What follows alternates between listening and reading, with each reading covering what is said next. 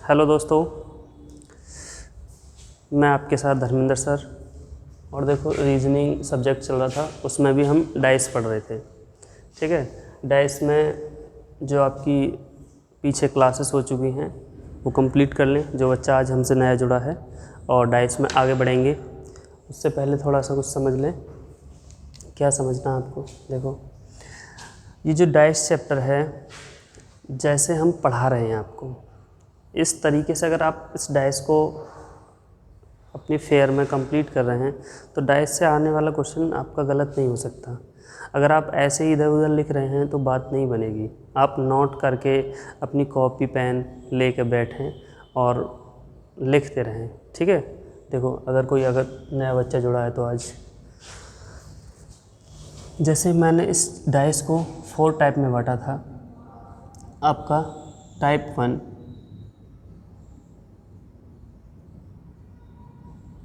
फिर उसके बाद में टाइप 2, फिर टाइप 3,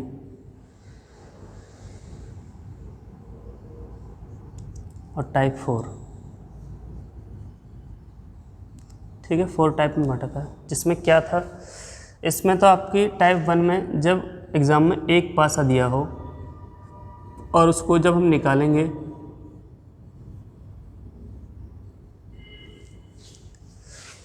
कैसे करना है आगे, इसमें बताएंगे अभी।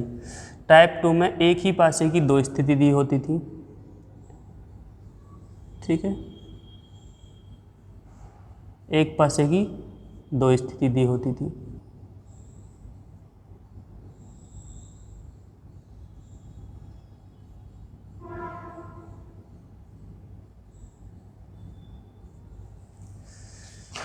टाइप 3 में क्या है, इसमें आपका more than 2 dice, more than 2 dice. ठीक है जी। टाइप 4 में है ओपन डाइस। ठीक है, टाइप 1 में आपको जब सिंगल डाइस दिया हो तो मैंने आपको बताया था कि इसे निकालने के लिए आपको पता होना चाहिए कि पासा सामान्य पासा है या मानक पासा है। अगर बच्चे ने सामान्य पासा और मानक पासा की डेफिनेशन, सामान्य पासा है या आपका मानक पासा है, अगर बच्चे को ये पता है तो वो जब सिंगल डाइस से एग्ज़ाम में क्वेश्चन आएगा तो उसे कर सकता है। ठीक है, ये मैंने अपनी जो इससे पहले वीडियो करवाई है डाइस की, उसमें सब बता रखा है। आप देख लें, क्वेश्चन हो जाएगा। उसके बाद में टाइप 2 को मैंने 3 पार्ट में बांटा था। ठीक है, किस किस पार्ट में बांटा था? 3 पार्ट में बांटा था। कैसे? देखो, पार्ट 1, ठीक है, ये पार्ट 2 है, ये आपका पार्ट 3 है,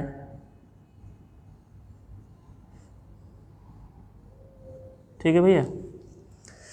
पार्ट 1 में क्या होता था, एक ही पासे की 2 स्थिति दी होती थी। एक पासे की कितनी स्थिति दी होती थी? 2 स्थिति दी होती थी। कैसे? देखो,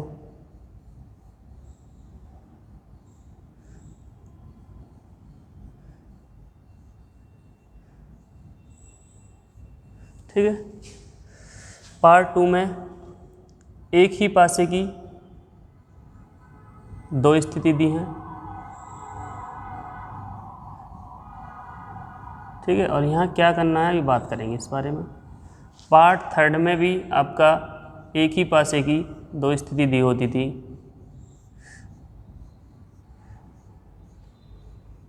ठीक है, ये आपका टाइप 2 है, और टाइप 2 को मैंने कितने पार्ट में बांट दिया?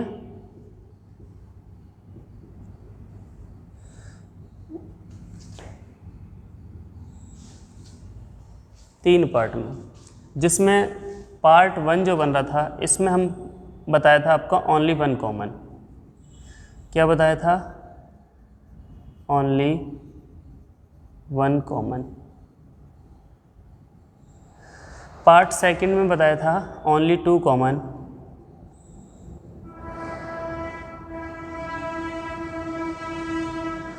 और पार्ट थर्ड में बताया था नो कॉमन।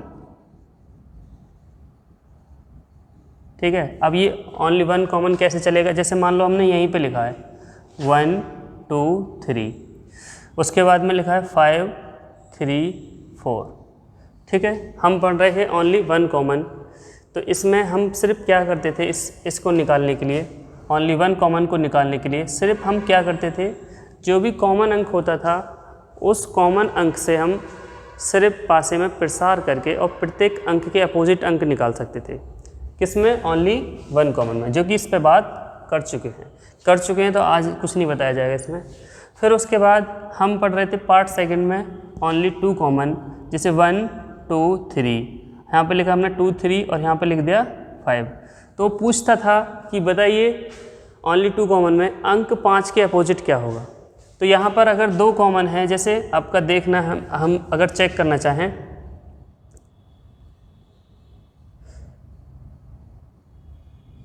जैसे आपका 1 2 1 2, यहाँ पे 1 2 कॉमन है, यहाँ भी 1 2 कॉमन है, तो 3 के अपोजिट क्या मिला? 5, और 5 के अपोजिट क्या मिला? 3।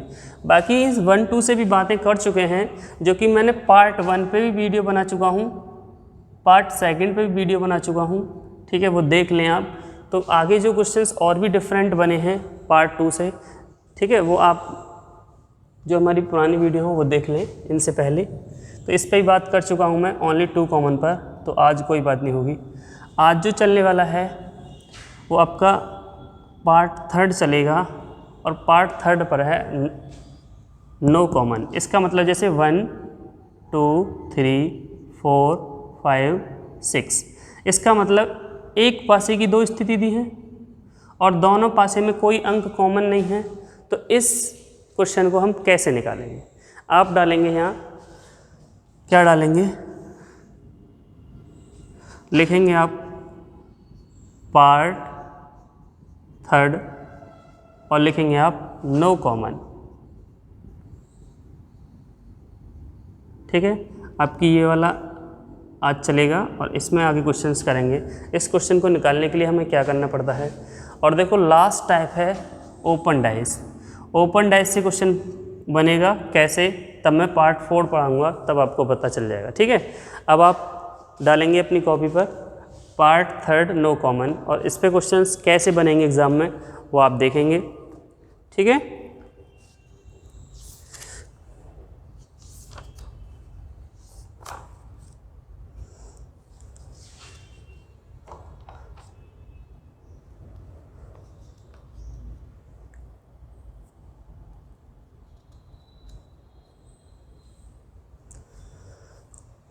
देखो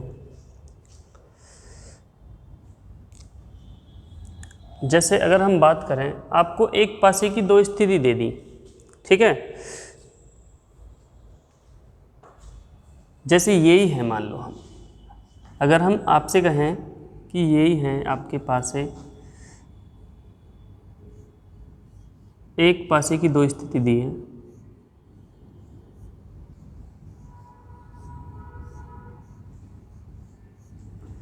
और उन पे लिखा है 1 2 3, फिर उसके बाद लिखा है 4 5 और 6, और पूछेगा अपोजिट टू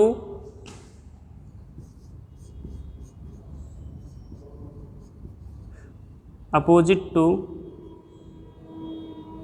3, 3 के अपोजिट अंक क्या होगा, 3 के अपोजिट क्या होगा। तो सबसे पहले एक पासे की कितनी स्थिति है, 1 और 2। जब एक पासे की 2 स्थिति दी हो तो हम वहाँ क्या करते हैं, क्योंकि जब एक पासा दिया हो तो हम मानकता और सामान्यता का नियम फॉलो करेंगे, लेकिन 2 पासे दिए हो तो मैंने क्या क्या सिखा रखा है। सबसे पहले बताया था आपको, जब एक पासे की 2 स्थिति दी हो तो आप क्या करेंगे, कोई अंक कॉमन है तो आप क्या कर लेंगे, प्रसार करेंगे। क्या करेंगे, प्रसार करेंगे। प्रसार तब किया जाता है जब एक पासे की 2 स्थिति दी हो और कोई अंक कॉमन हो। क्या इन दोनों में कोई अंक कॉमन है? अगर कॉमन नहीं है तो हम प्रसार नहीं कर सकते। प्रसार नहीं कर सकते तो फिर क्या करेंगे, फिर हम आगे चेक करते हैं यहाँ पर ओनली 1 कॉमन में प्रसार करते हैं, लेकिन ओनली 2 कॉमन में जब 2 अंक कॉमन होते हैं तो हम उन्हें काट के और तीसरे अंक को अपोजिट कर देते हैं। तो यहाँ पर ओनली 1 कॉमन वाली भी ट्रिक नहीं लगी, ना ही ओनली 2 कॉमन वाली ट्रिक लगी। तो फिर हम क्या करेंगे, 1 कॉमन वाली ट्रिक होती तो हम प्रसार कर लेते, 2 कॉमन वाली ट्रिक होती तो हम दो अंक को कॉमन करने के बाद में तीसरा अपोजिट कर लेते। लेकिन ये ना तो ओनली 1 कॉमन वाली ट्रिक लगी, ना ये लगी, और ना ओनली 2 कॉमन वाली ट्रिक लगी, ना ये लगी। जब ये नहीं लगी तो फिर क्या करेंगे, अब फिर इसमें हमें क्या चेक करना है, जब जो भी अंक के अपोजिट अंक पूछा हो आपको बस वहाँ ये चेक करना है कि पासे 1 में है 3 या पासा 2 में है 3। तो भाई पासा 1 में 3 है, और जब यहाँ पर 3 है तो हम क्या करेंगे, इस कंडीशन में हमें ये चेक करना है कि ये जो पासा है आपका, ये आपका मानक पासा है या आपका सामान्य पासा है।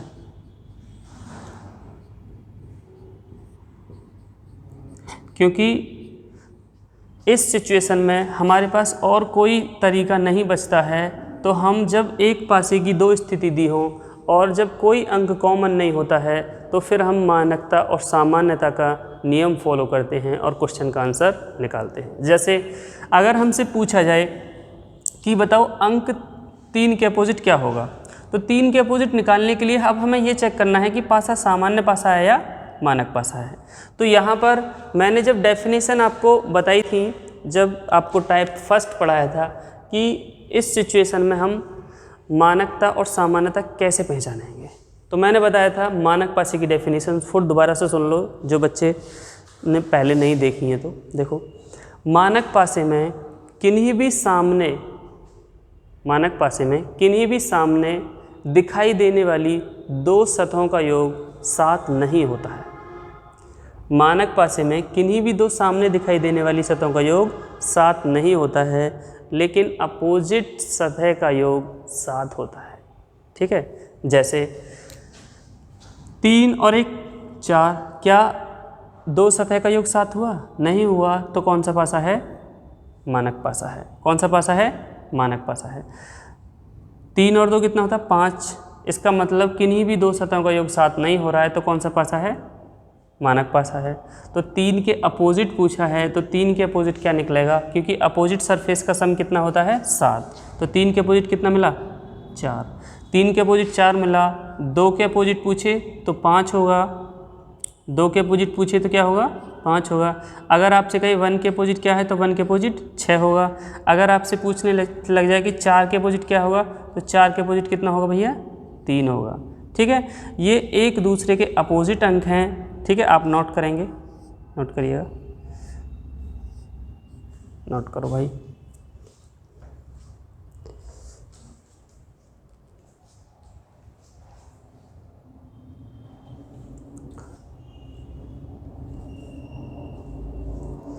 देखो, अब आपसे यहीं पे पूछने लग जाए सेकंड पासे में कि बताओ 5 के अपोजिट क्या है, तो यहाँ पूछने लग जाए 5 के अपोजिट, तो यहाँ भी बताया जा सकता है। कैसे? देखो, 4 5 6, जब ये पासा आपका मानक पासा है ना, तो दूसरे वाले को चेक करने की भी ज़रूरत नहीं पड़ती, वो भी कैसा पासा होगा? मानक पासा ही होगा। जैसे 5 और 4 किन्हीं भी 2 सामने दिखाई देने वाली सतहों का योग 7 नहीं हो रहा है, तो ये भी कैसा पासा है? मानक पासा।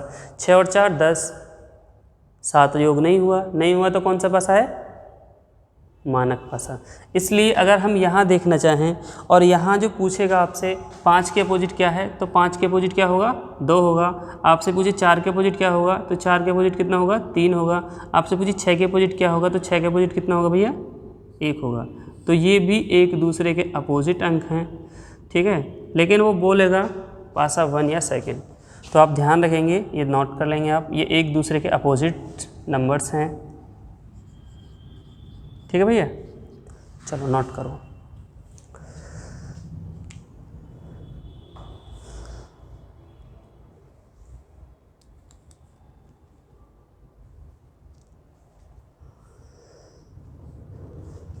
देखो, हटा रहे हैं ये हम।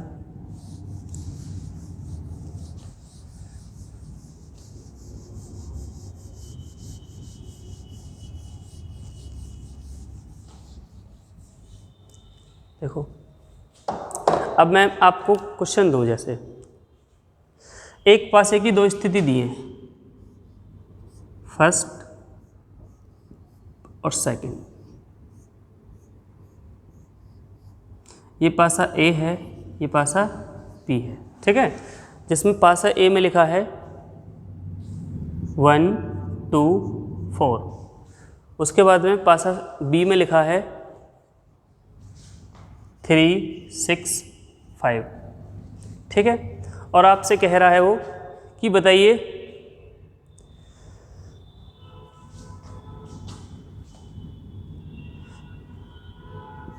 पासा ए में अंक 6 के अपोजिट क्या होगा, अंक 5 के अपोजिट क्या होगा, अंक 4 के अपोजिट क्या होगा, ठीक है। ये सभी के आपको क्या निकालना है, अपोजिट निकालना है। अपोजिट क्या होगा, तो देखो इस सिचुएशन में क्या करेंगे। सबसे पहले पूछा है उसने पासे ए में, बात को समझना ध्यान से, ठीक है। इनडायरेक्ट वे में क्वेश्चंस थोड़ा सा ही आज के जो रिक्वायरमेंट है ना एग्ज़ाम की, वो यही है। जो पूछता है ना वो हिडन सरफेस की पूछता है। कैसे, देखो इसको समझो थोड़ा सा। अगर हम पासा ए की बात करें तो सबसे पहले हमें ये पता होना चाहिए कि पासा ए मानक पासा है या सामान्य पासा है। क्यों? क्योंकि देखो हम क्या कर देखें, हमने अगर यहाँ पर इन दोनों पासे में कोई अंक कॉमन होता तो ओनली 1 कॉमन वाली ट्रिक लगा के हम क्वेश्चन का आंसर निकाल देते। लेकिन यहाँ पर एक कोई भी सतह कॉमन नहीं है कॉमन, तो 1 कॉमन वाली ट्रिक काम नहीं करेगी। उसके बाद इसमें जब एक अंक कॉमन नहीं है तो 2 कहाँ से होंगे, इसका मतलब है ओनली 2 कॉमन वाली भी ट्रिक फॉलो नहीं हो सकती। उसके बाद लास्ट चारा हमारे पास बचता है कि जब कोई अंक कॉमन नहीं है तो हम बस ये चेक करेंगे कि पासा मानक पासा है या सामान्य पासा है। तो पासा ए जो है वो हमारा कैसा पासा है, बताइए आप मुझे। मानक पासा है। कैसे कि किन्हीं भी 2 सामने दिखाई देने वाली सतहों का योग 7 नहीं हो रहा है, तो कैसा पासा है, मानक पासा है। कैसा पासा है, मानक पासा है। जब मानक पासा है तो मानक पासे में किसी भी अंक के अपोजिट जब अंक निकालते हैं तो वहाँ डेफिनेट आंसर आता है। जैसे अगर हम कहें अपोजिट सरफेस का सम कितना होता है, इसमें 7 होता है, तो भाई 6 के अपोजिट क्या होगा। देखो आपको कहा है यहाँ कि पासा ए में बताओ 6 के अपोजिट क्या होगा, तो 6 के जो अपोजिट अंक मिलेगा वो यहाँ पर हिडन सरफेस पूछ ली है, तो डेफिनेट है कि 1 के अपोजिट क्या रहा होगा, 6 रहा होगा। हिडन सरफेस दे दी है और जो सामने सरफेस दिख रही हैं वही अपोजिट हैं इन अंकों के, ठीक है। तो 1 के अपोजिट क्या रहा होगा, 6 रहा होगा, क्योंकि 6 और 1 क्या होता है 7, और अपोजिट सरफेस का सम कितना होता है 7। कितना होता है 7। जैसे 6 के अपोजिट क्या मिलेगा बताओ 1, 5 के अपोजिट क्या मिलेगा बताओ 2, 4 के अपोजिट क्या मिलेगा 3। तो ये नंबर जो हैं वो एक दूसरे के क्या हैं भैया, अपोजिट हैं। इस तरह से क्वेश्चंस बनते हैं। यहाँ से जो बार बार एग्ज़ाम में क्वेश्चंस जब हम निकालते हैं तो कई बार गड़बड़ हो जाती है, तो आप अब गड़बड़ ना करें। आप अगर अब भी गलती करेंगे तो क्वेश्चन आपका एग्ज़ाम में आने वाला गलत हो जाएगा, ठीक है। चलो, अगर आपसे पूछे कि पासा बी में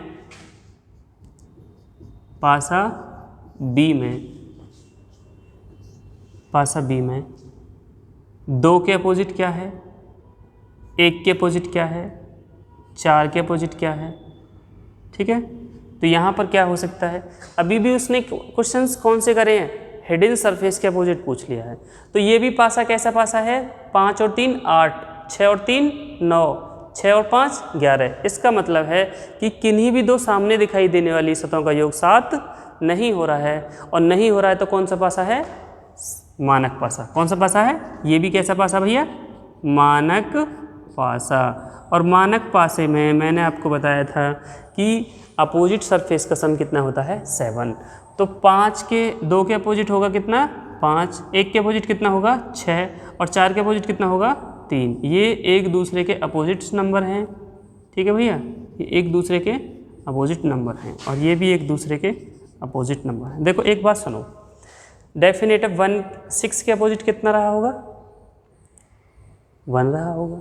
3 के अपोजिट क्या रहा है? 3 के अपोजिट 4 रहा होगा और 5 के अपोजिट 2 रहा होगा। ये जो आपका मानक पासा है ना, ये लूडो खेला है ना, बताओ अगर लूडो खेला है तो जो हम लूडो खेलते हैं उसकी जो गोटी होती है, ठीक है, उसमें अगर आपका 2 डॉट टॉप पर है तो बॉटम पर डेफिनेट है कि 5 रहा होगा। तो जब भाई 2 ऊपर है तो डेफिनेट है 2 के अपोजिट क्या है? 5 है। अगर यहाँ पर 1 है तो 1 के अपोजिट क्या है? 6 है। कहने का मतलब है कि जो लूडो पासा है वो मानक पासे का एग्जाम्पल है। ठीक है, आप अगर नहीं ये चीज़ इमेजिन की तो आप चेक कर लेना। ठीक है, इतनी बात समझ में आई? तो यहाँ से क्वेश्चंस पूछता है बार बार एग्जाम में, तो आप ये नोट कर लेंगे और नोट करेंगे अपनी कॉपी में, जिससे कि आगे आप गलती ना करें। नोट करिएगा। ठीक है भैया,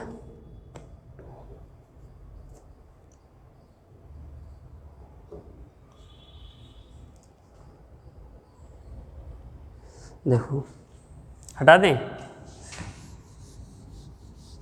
हम पढ़ रहे हैं टाइप सेकंड, ठीक है, और टाइप सेकंड में भी हम क्या पढ़ रहे हैं?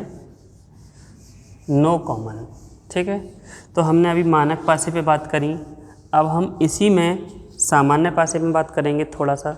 देखो कैसे, मान लो एक पासे की 2 स्थिति दे दी। कितनी स्थिति दे दी भैया?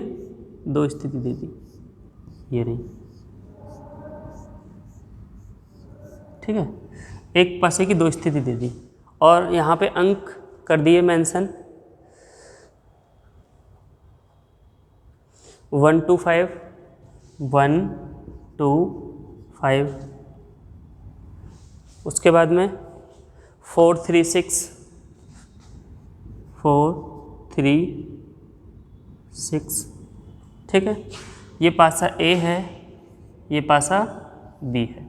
ठीक है, आपसे कहेगा कि बताइए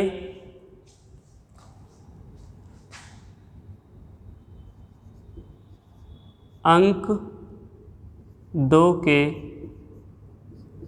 विपरीत, अंक 2 के विपरीत क्या होगा? अंक 2 के विपरीत क्या होगा?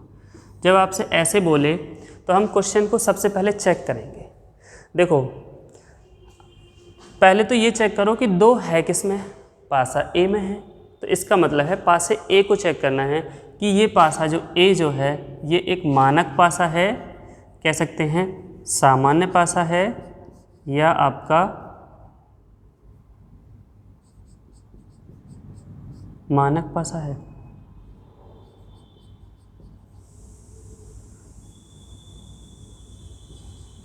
मानक पासा है।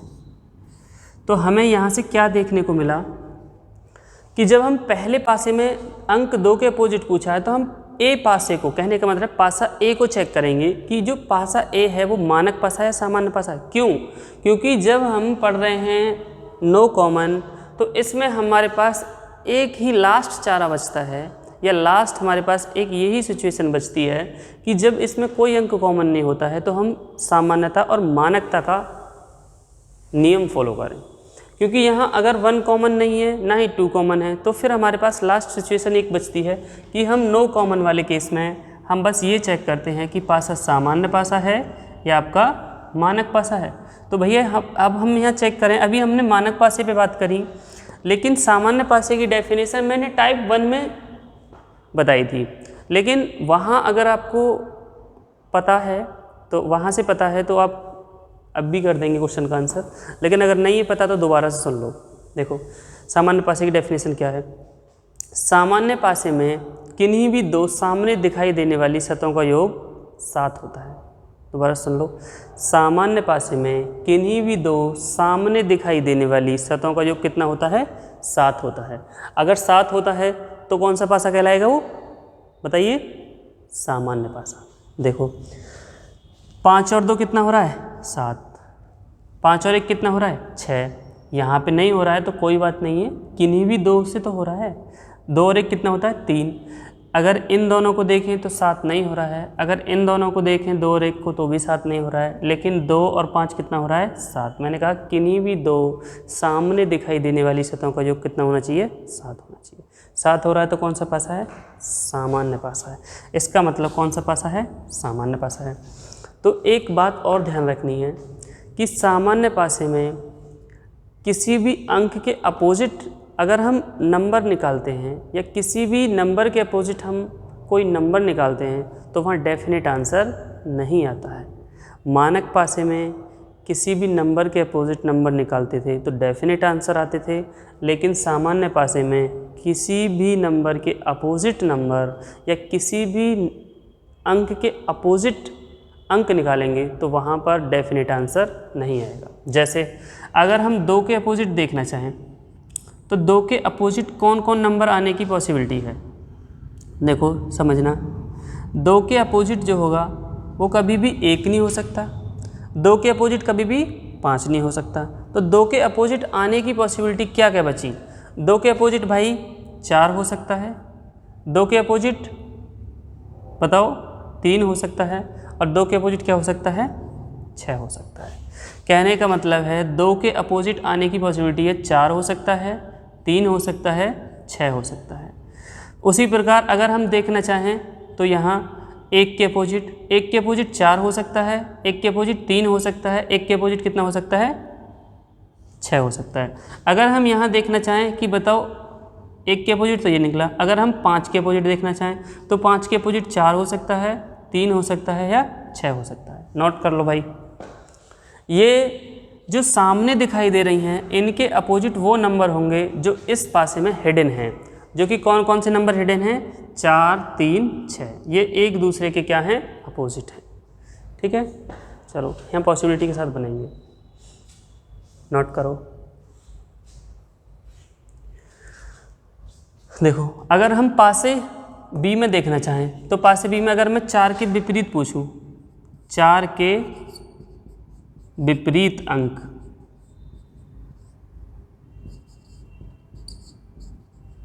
क्या होगा, 4 के विपरीत अंक क्या होगा।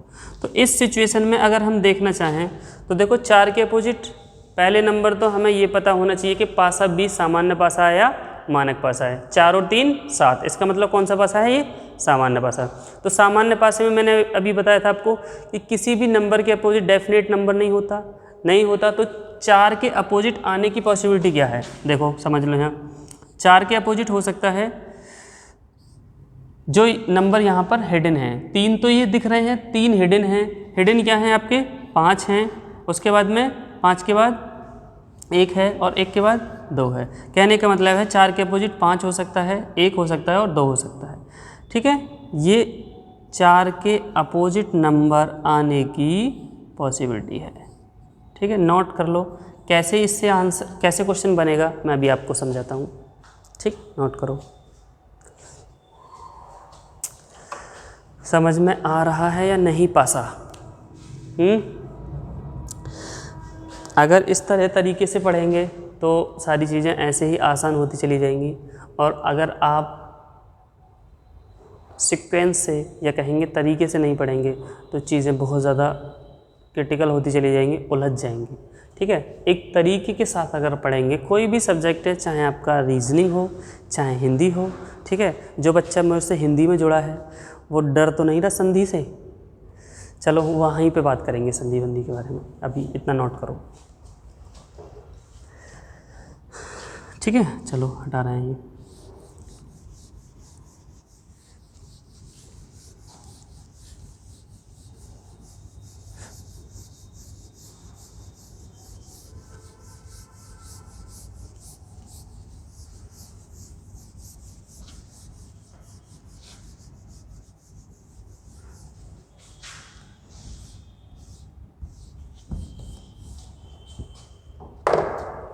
देखो हम पढ़ना है नो कॉमन।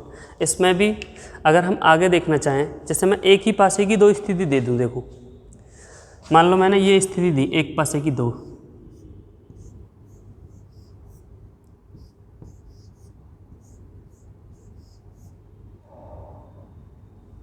ठीक है। और इसमें अंक मेंशन कर दिया मैंने 1 to 6, 1 to 6, यहाँ पर 2 है ये, 1 to 6।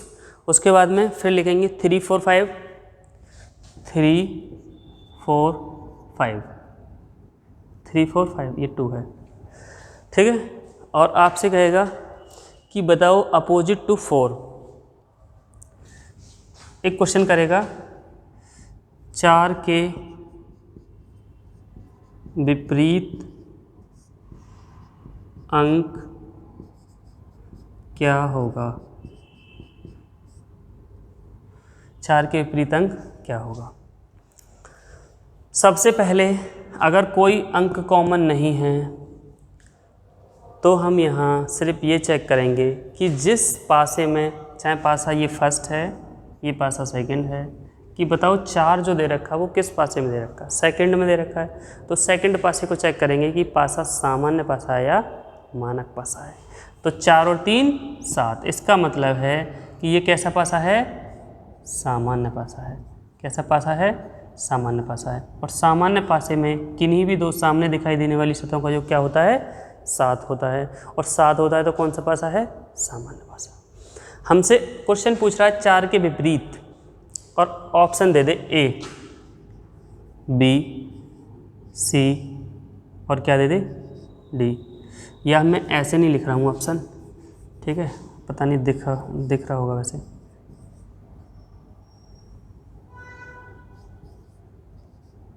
ठीक है, आपको ऑप्शन दे दे ऐसे, कहे वो 3, B ऑप्शन दे दे आपका,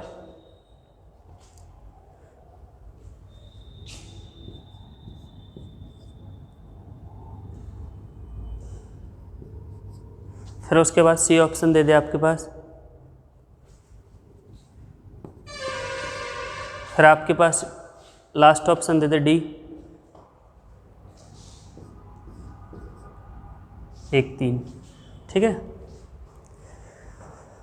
देखो समझो, मैंने पूछा है 4 के विपरीत अंक क्या होगा, इसका मतलब है 4 के अपोजिट पूछा है। मैंने एक बात और बताई थी कि कभी भी दो विपरीत सतह एक साथ दिखाई नहीं दे सकती। कोई भी दो अपोजिट नंबर, कोई भी दो अपोजिट लेटर, कोई भी दो अपोजिट सतह कभी भी पासे में एक साथ दिखाई नहीं दे सकती। तो फिर क्या होगा, देखो 4 के अपोजिट नंबर हमेशा बॉटम पे आएगा। कहाँ आएगा, बॉटम पे आएगा। तो 4 के अपोजिट कभी भी 3 तो नहीं हो सकता, और 3 नहीं हो सकता तो इसलिए ऑप्शन ए क्या हो जाता है, गलत। ऑप्शन ए क्या हो जाता है, क्योंकि 4 के अपोजिट कभी भी 3 एक साथ दिखाई नहीं दे सकता। इसका मतलब आपका ए क्या हो गया, गलत।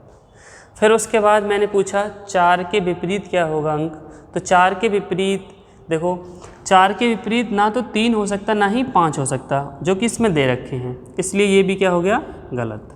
बात समझ रहे हैं।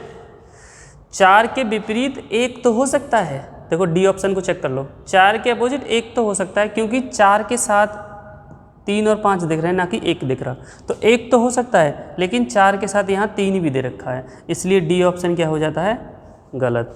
तो यहाँ बचता है कि 4 के अपोजिट जो नंबर आने की पॉसिबिलिटी है वो 2 हो सकता है या 6 हो सकता है, 2 हो सकता है या 6 हो सकता है। जैसे अभी मैं यहाँ आपसे कहूँ कि बताओ 4 के अपोजिट, तो 4 के अपोजिट क्या नंबर आने की पॉसिबिलिटी है, बताओ। 4 के अपोजिट जो आ सकते हैं वो नंबर आ सकते हैं, क्या आ सकते हैं, 4 के अपोजिट 3 नहीं हो सकता, 5 नहीं हो सकता, तो क्या बचा, 1, बताओ 1, और क्या बचा, बोलो 2, बोलो 6। इसका मतलब है 4 के अपोजिट 1 2 6 हो सकता है। तो यहाँ पर 2 और 6 ये दिख रहे, इसका मतलब है कि डेफिनेट आंसर क्या हो जाएगा, ये। बात समझ में आ रही है।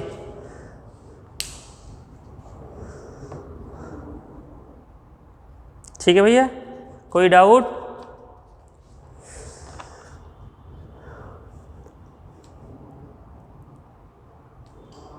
नोट कर लो, बताओ। जब हम पासा पढ़ते हैं तो पासा पढ़ते समय हमें इन बातों का विशेष कर ध्यान रखना है कि पासा कौन सा है। देखो अब थोड़ा सा इधर ध्यान देंगे, फिर उसके बाद आगे बात कल करेंगे। टाइप 1 जब एग्ज़ाम में एक पासा दिया हो तो वहाँ सामान्यता और मानकता का नियम फॉलो करके क्वेश्चन का आंसर निकालेंगे। उसके बाद जब हमने टाइप सेकंड स्टार्ट किया तो टाइप सेकंड में हमने बताया था पार्ट 1 में ओनली वन कॉमन में बस कुछ नहीं चेक करना है आपको, बस प्रसार करना है। क्या करना है? प्रसार करना है। जो भी प्रसार हम करते हैं कॉमन अंक से करते हैं, जैसे यहाँ पे 3 कॉमन है, यहाँ पे भी 3 कॉमन है, तो इनसे प्रसार जो किया जाता है या तो प्रसार करेंगे आप क्लॉकवाइज या करेंगे हम एंटी क्लॉकवाइज, जो कि इस पे बात कर चुका हूँ। उसके बाद ओनली 2 कॉमन पर यहाँ पर 2 अंक कॉमन होते हैं तो तीसरा अंक अपने आप ही एक दूसरे के क्या हो जाता है? अपोजिट होता है, जो कि हम इस पे ही बात कर चुके हैं। और भी डिफरेंट क्वेश्चन बने थे तो आप मेरी जो इनसे पहली वीडियो हैं वो देख लें, आगे बात समझ में आ जाएगी।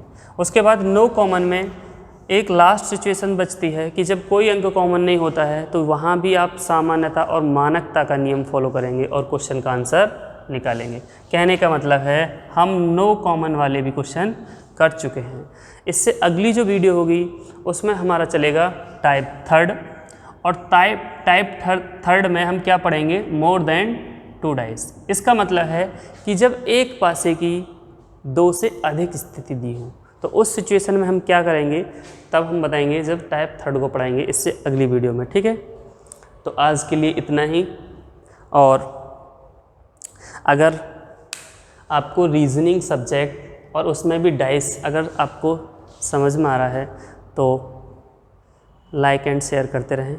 ठीक है, थैंक यू, बाय।